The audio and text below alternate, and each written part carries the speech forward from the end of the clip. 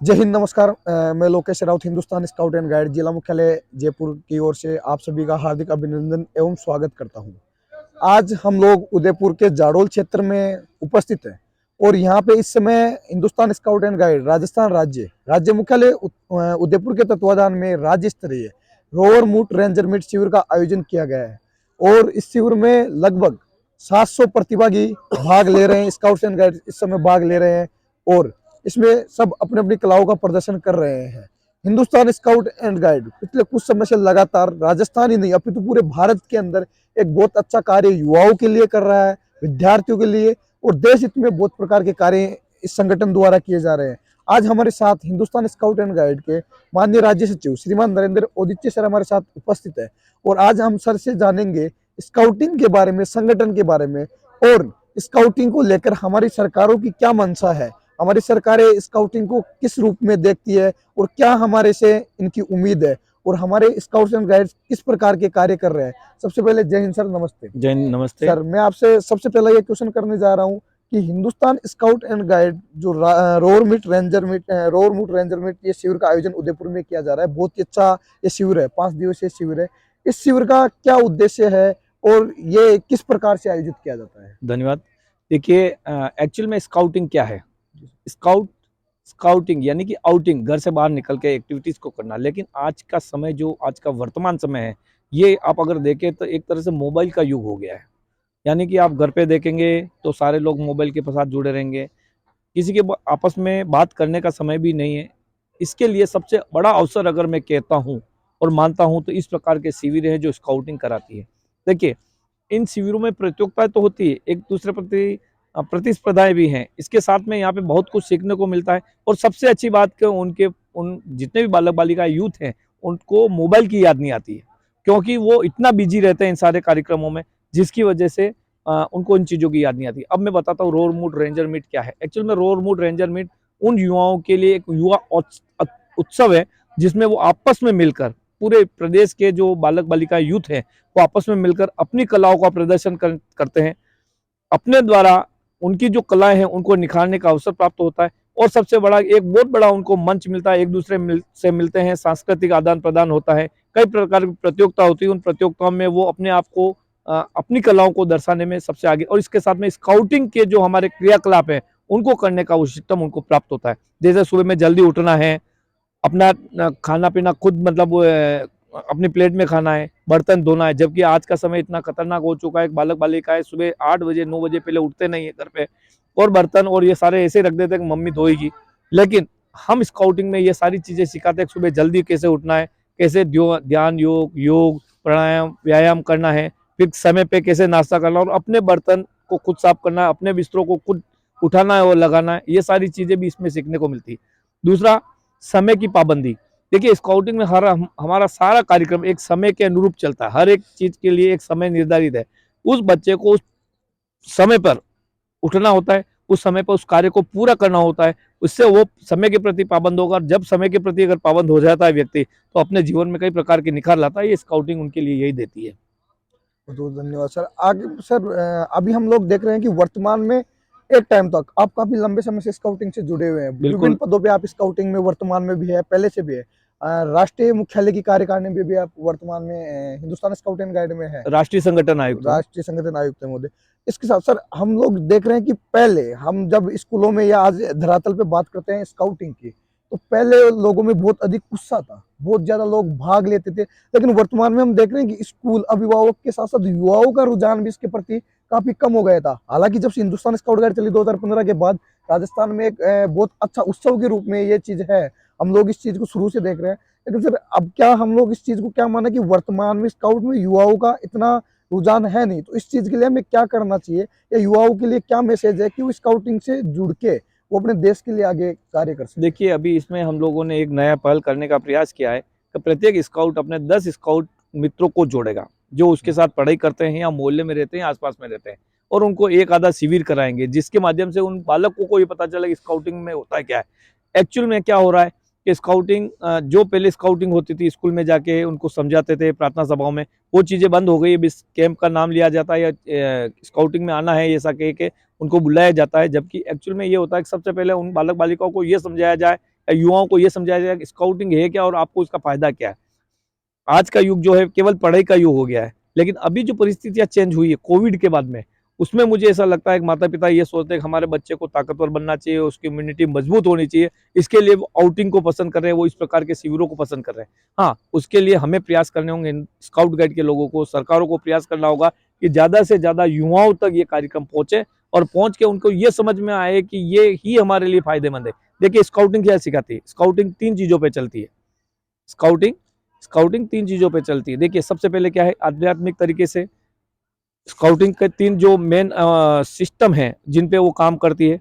स्वयं के प्रति, ठीक है, अपने आप के प्रति तैयार होना है, उसको ईश्वर के प्रति अपनी श्रद्धा रखनी है और परिवार और समाज के लिए काम करना है।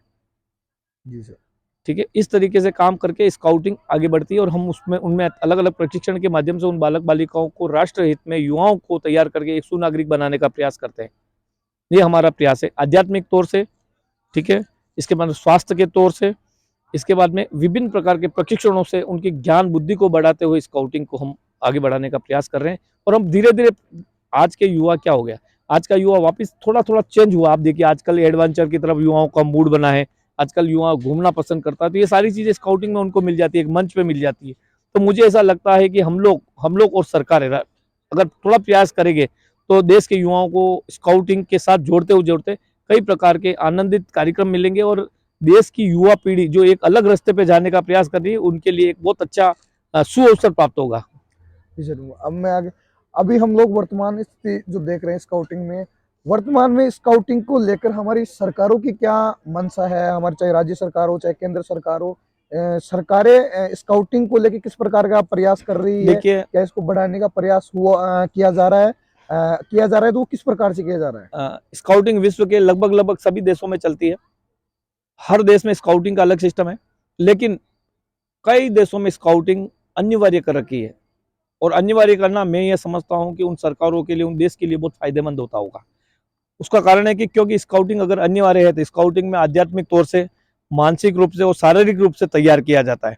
वो बालक तैयार होकर अपनी राष्ट्र सेवा, अपने परिवार की सेवा, अपने समाज की सेवा, अपने घर की सेवा, अपने मोहल्ले की सेवा, पड़ोसी की सेवा करने के लिए तत्पर रहता है और उसका बेनिफिट कहीं ना कहीं वहाँ की देश की सरकारों को मिलता है।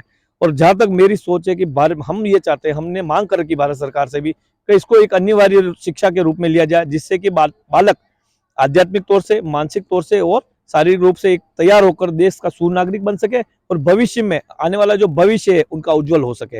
हमारी सरकारों से हम बात, देखिए हमारे देश में स्काउटिंग एक अनिवार्य नहीं है, एक ऐच्छिक कार्यक्रम है, लेकिन मैं जहाँ तक सोचता हूँ, जहाँ तक मेरी मेरी सोच है, मैं ये चाहता हूँ कि इसको अनिवार्य शिक्षा में लिया जाए। क्योंकि उसका कारण है, स्काउटिंग 4 वर्ष तक, 4 वर्ष के बालक से स्टार्ट हो जाती है। हर बालक की एक अलग अलग आयु के अनुरूप, इनके जो आयु में उसको जो आवश्यकता हो उसके अनुरूप प्रशिक्षण है।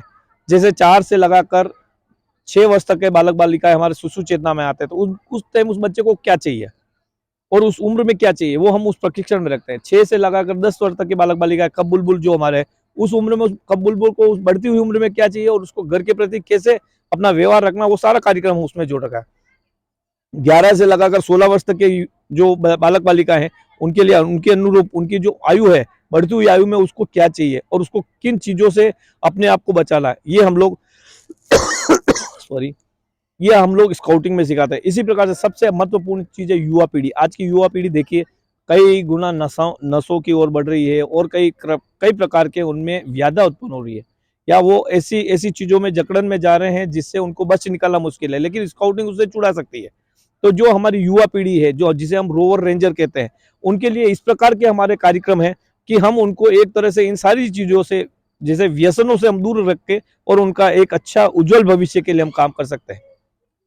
जी सर। इसी के साथ अभी हाल ही में कोरोना हमसे बहुत ज़्यादा दूर नहीं गया। हाल ही में कोविड में पूरे विश्व में एक बहुत ही कठिन और विकट परिस्थिति यहाँ बनी थी और उसमें हमारे प्रशासन के साथ मिलकर स्काउट गाइड लोगों की बहुत अग्रणी भूमिका रही थी। उसमें स्काउट्स एंड गाइड्स ने बहुत अच्छा कार्य किया था। तो हिंदुस्तान स्काउट गाइड का भी राजस्थान में बहुत अच्छा कार्य रहा है। मैं चाहता हूँ थोड़ा-सा आप इसके बारे में ज़रूर बताएँ कि किस प्रकार के कार्य हमारे स्काउट्स एंड गाइड्स ने उस समय किया था और उसका मतलब कहाँ से ये उनको प्रेरणा मिली और उसका हमारा क्या रिजल्ट रहा? क्या हमारी गवर्नमेंट ने इसकी ओर से ध्यान दिया इसके लिए और कुछ सोचा? क्या हमारे को इस बारे में कुछ बताया? जी सर। देखिए सबसे बढ़िया प्रश्न आपका है। आज का समय और स्काउटिंग और सबसे महत्वपूर्ण कोरोना, कोरोना के बाद में स्काउट गाइड सबसे ज़्यादा फेमस हुआ है। चाहे अखबारों में हुआ हो, चाहे मीडिया के माध्यम से हो, चाहे थानों में हुआ हो, चाहे समाज सेवा के माध्यम से हुआ, लेकिन अलग अलग जगह पे उस उनको स्काउटिंग को एक मंच मिला है। सबसे बड़े आश्चर्य की बात कि लाखों स्काउट गाइड ने कोरोना के समय में अपनी सेवाएं दी है, परंतु ईश्वर की इतनी कृपा है। देखिए, आप अगर सच्चा काम करेंगे, ईमानदारी का काम करेंगे, राष्ट्र सेवा का काम करेंगे, समाज सेवा, हमारा स्काउटिंग, हिंदुस्तान स्काउट गाइड का मुख्य मोटो क्या है? नर सेवा नारायण सेवा। नर सेवा यानी कि ईश्वर की अगर आप सेवा करोगे तो ईश्वर की सेवा ऑटोमेटिक हो रही है। तो जब ये कोविड हुआ और हमारे हजारों बालक बालिकाएं जिन्होंने राजस्थान में अलग अलग थानों में, गौरों में, अलग अलग जगह अपनी सेवाएं दी, माता पिता डरते थे कि मेरे बच्चे को कुछ नहीं हो जाए, लेकिन ईश्वर की इतनी बड़ी कृपा रही कि हमारे एक भी बालक को कोविड नहीं हुआ, किसी को भी नहीं हुआ, और हुआ तो छोटा मोटा हुआ, वो तुरंत ठीक हो गया और उसने अपनी सेवा बराबर जारी रखी।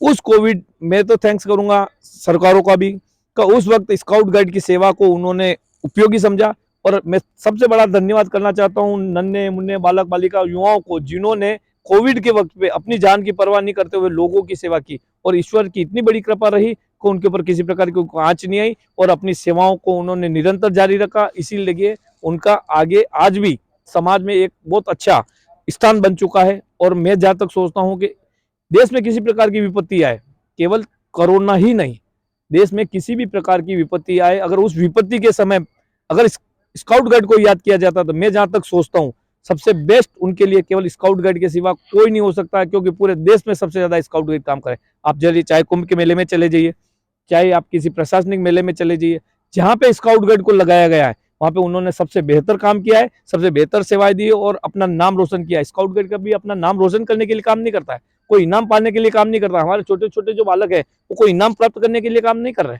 वो तो ये चाहते हैं कि हम देश के सच्चे सिपाही कैसे बने, हमारे अंदर कैसे अच्छी भावनाएं, और ये क्या है, ये सारी चीजें हमारे जो ट्रेनर है उनके माध्यम से उनको सिखाया जाता है। जैसे अभी आपने थोड़ी देर पहले आपने एक क्वेश्चन में बताया कि बहुत सारे देश ऐसे हैं जिसमें स्काउटिंग अनिवार्य कर रखी है, और भारत सरकार ने भी हाल ही में एक नई शिक्षा नीति लागू की है जिसमें खेल को अनिवार्य कर दिया गया है, खेल को एक विषय बना दिया गया है, सब्जेक्ट बना दिया गया है।